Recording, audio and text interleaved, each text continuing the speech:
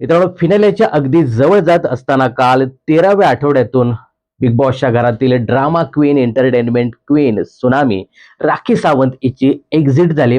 राखीच्या exit नंतर big बॉसच्या घरामध्ये एकूण 6 सदस्य शिल्लक आहेत. त्यापैकी तन्वी कोलते ही तिकीट टू फिनाले टास्क जिंकल्यानंतर थेट फिनाल्यामध्ये गेले आणि उरलेले 5च्या 5 सदस्य हे थेट नॉमिनेट झालेत. आता या नॉमिनेट सदस्यांपैकी सोमवारी एका सदस्याचं मिडवीक इव्हिक्शन होणार आहे. त्यासाठी भाऊचा धक्का संपल्यानंतर लगेचच रितेश देशमुख यांनी सांगितलं की येत्या 40 तासासाठी वोटिंग लाईन सुरू असणार आहे आणि आता लोक त्यांच्या आवडत्या स्पर्धकाला वोटिंग करताना दिसत आहेत. तर आले आहेत या मिडनाईट इव्हिक्शन संदर्भातील ओपनिंग वोटिंग ट्रेंड, कोण आहे टॉपला, कोण आहे बॉटमला, कोण जाऊ शकतो या आठवड्यातनं बिग बॉस मराठीच्या घराबाहेर.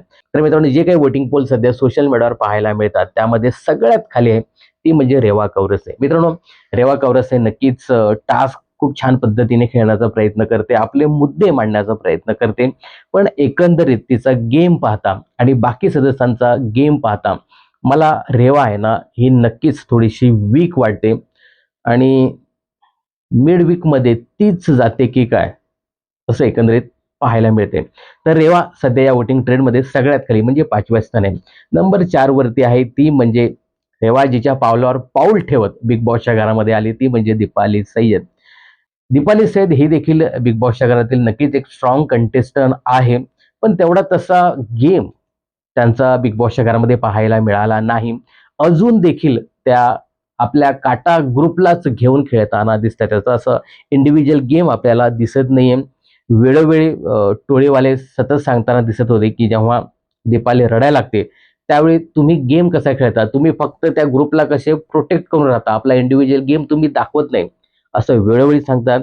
भाऊंकडनं देखील वेळोवेळी ही गोष्ट निघते, बिग बॉसकडनं देखील ही गोष्ट वेळोवेळी निघते की तुम्ही ग्रुपमध्ये खेळू नका. आत्ता सिच्युएशन आहे इंडिव्हिज्युअल गेम खेळण्याची, परंतु अजून देखील दीपाली ताई या ग्रुपमध्येच खेळताना दिसत आहेत, आपला इंडिव्हिज्युअल गेम दाखवताना जास्त दिसत नाही.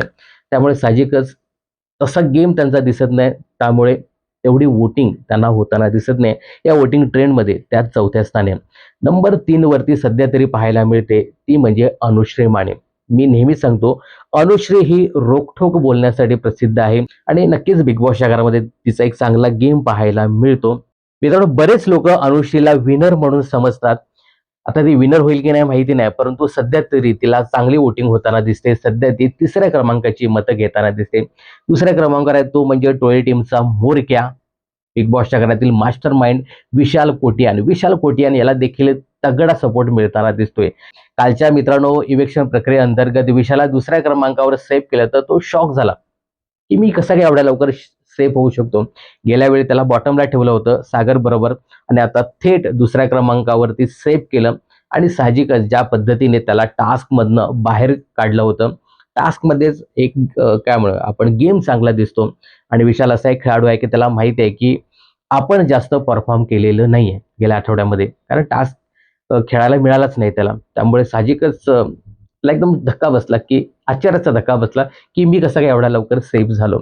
पण मित्रांनो, विशाल कोटियानला तेव्हाही चांगली वोटिंग झाली होती आणि आता देखील विशालला या ओपनिंग वोटिंग ट्रेंडमध्ये चांगली म्हणजे 2ऱ्या क्रमांकाची वोटिंग होताना दिसते. पहिल्या क्रमांकावर सध्या तरी पाहायला मिळतोय तो म्हणजे राकेश बापट आरबी.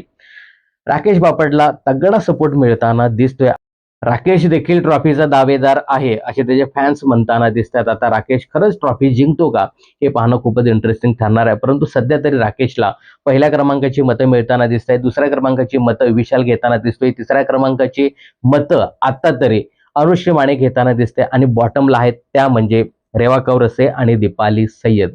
मित्रांनो, आता कोणाचं मिडवीक इव्हिक्शन होऊ शकतं. एकंदरीत रेवा कौरसे आहे ना, हिला खूपच कमी मतं मिळताना दिसत आहेत. दीपाली ताईला तरी चांगली मतं मिळताना दिसत आहेत.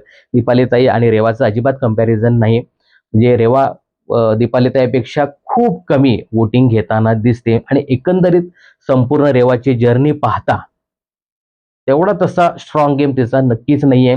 आणि मित्रांनो, वोटिंग करताना लोक हे विचार करतात की बाकी हे जे 4 कंटेस्टंट आहेत हे डे 1 पासून खेळतात, रेवा त्या मानाने लेट आले आणि तिला घराबाहेर काढूया असे काहींचं मत आहे. बाकी या 4 कंटेस्टंटला तगडी वोटिंग होताना दिसते. रेवाला त्या मानाने तेवढी वोटिंग होताना दिसत नाही. आणि मित्रांनो, काल ज्या पद्धतीने भाऊने तिचा गेम एक्सपोज केला की तुम्ही अजून देखील ग्रुपमध्येच खेळताय, तुम्ही नाते बघूनच गेम खेळताय, तन्वीच्या विरुद्ध तुम्ही बोलू शकला नाही. खरं तर हा गेम आहे, तुम्ही बोलायला पाहिजे. तन्वीने तुमच्या विरुद्ध 6 मुद्दे मांडले, परंतु तुम्ही 2च मुद्द्यात समाधानी झालात. तर एकंदरीत त्यांचा गेम दाखवला.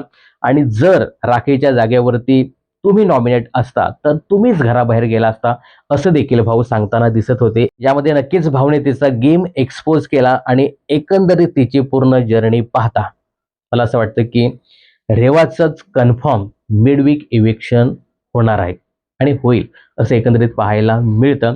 तर मित्रांनो, सोमवार दिनांक 13 एप्रिल दुपारी 1:30 वाजेपर्यंत वोटिंग लाईन सुरू असणार आहे.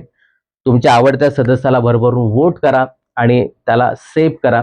आणि हे जे काही मिडवीक इव्हिक्शन आहे ते सोमवारच्या एपिसोडमध्ये आपल्याला पाहायला मिळणार आहे. आता रितेश भाऊ येतात की बिग बॉसच मिडवीक इव्हिक्शन करतात हे पाहणं खूपच इंटरेस्टिंग ठरणार आहे. पण एकंदरीत असं दिसते की रेवाच घराबाहेर जाईल. सध्या तरी रेवा आणि दीपालीताई या वोटिंग ट्रेनमध्ये बॉटमला आहेत. त्यापैकी रेवा घराबाहेर जाऊ शकते असं मला वाटतं. याबद्दल तुमचं काय मत आहे? काय वाटतं तुम्हाला? कोण जाऊ शकतं घराबाहेर आणि तुमचा सपोर्ट कोणाला आहे? हे कमेंट्स करून नक्की सांगा.